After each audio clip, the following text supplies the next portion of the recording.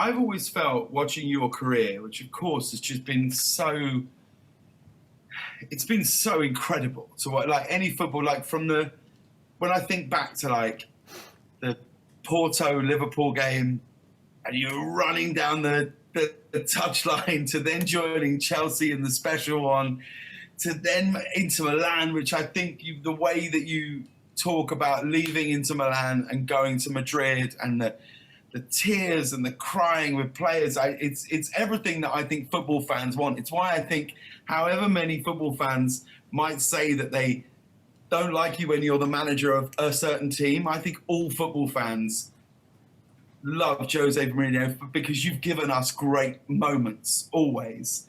I've always felt like you've always known deep down when something is going to work.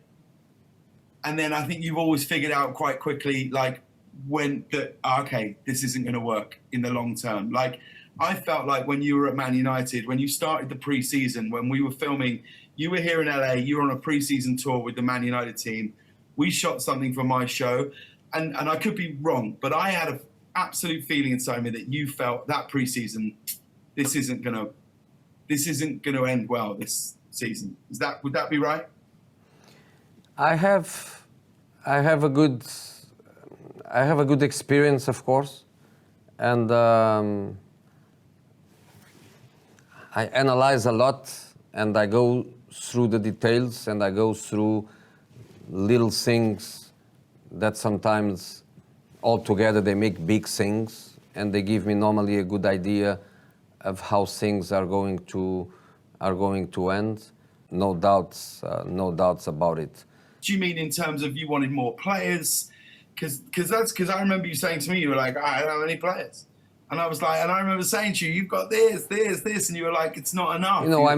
I'm very optimistic, but at the same time, I'm very realistic, and the experience taught me to be realistic and to find a balance between optimism and being realistic. And when we did that with Manchester United by winning Europa League and also Domestic Cup, and I felt that for the next step that was not going to be enough. And the reality is that since then, even with a different investment, a different stability, a different perception that somebody is doing an amazing work to give a different perception, what happened was nothing happened. Because, for example, this season when people were saying, great season, finish second. I did finish second, and it was a bad season. Why is that? Why is that? Why do you think? Because you finished second, you won the Europa League, yes? Yeah.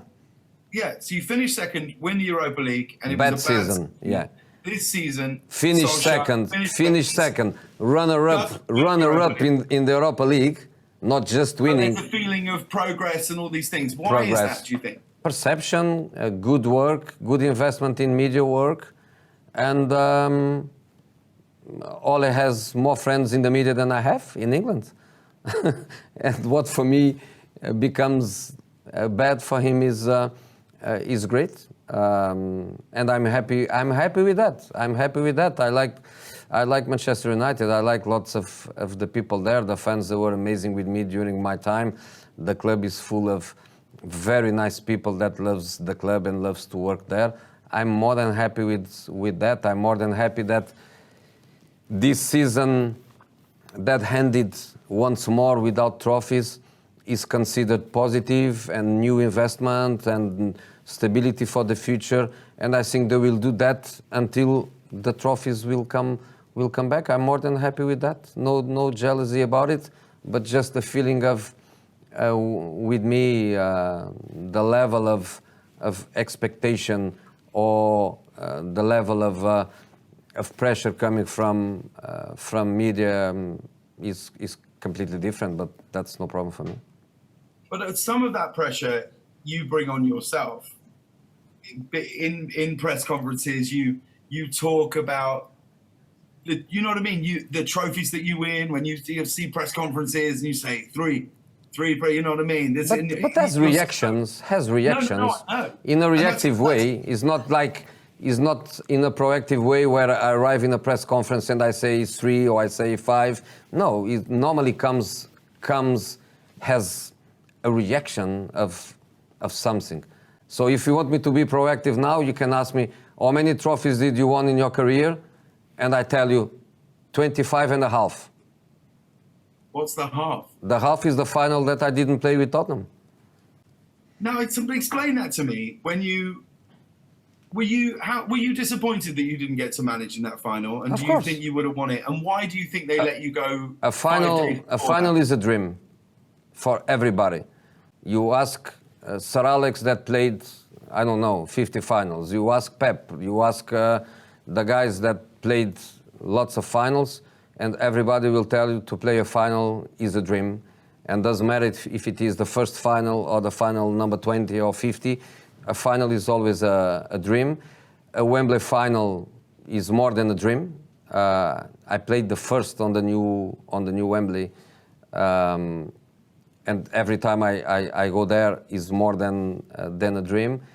And to have a chance to win a trophy with a club that doesn't have many, of course, was a double dream. I'm the kind of guy that when I close the door of a club, I move and I just wish good to people.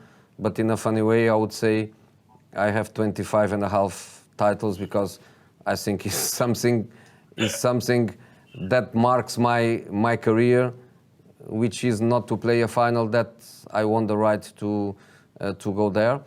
You never thought, just let me manage the final, win the trophy, and then I'll leave as a winner? No. It's not for me to make that decision. See, that's why. I think that would have been the greatest move you could have done. This is my last game, guys. We're going to win this trophy. They're all throwing you up in the air. You walk out. No, and people to say now that we would win that final would be silly Sure. But the reality is that we played 3 times against City, and we won twice.